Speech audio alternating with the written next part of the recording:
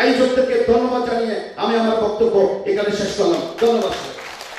চলে এসেছি, সকলকে বিনীত অনুরোধ জানাবো এখন থেকে যে তিনজন অতিথি বক্তব্য প্রদান করবেন তাদের প্রত্যেকটি বক্তব্যে প্রত্যেকটি বর্ণে প্রত্যেকটি লাইনে অত্যন্ত ওজস্বী কথা, অত্যন্ত গুরু গাম্ভীর্যপূর্ণ কথা রয়েছে।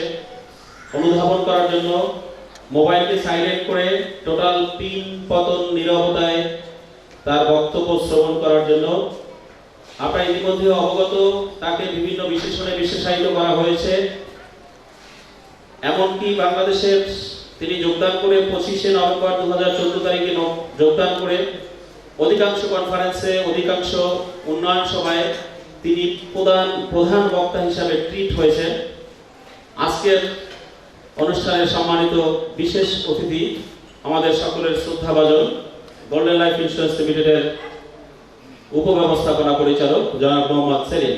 জনাব মোহাম্মদ সেলিম মহোদয়কে বক্তব্য প্রদান করার জন্য বিনীত অনুরোধ জানাচ্ছি।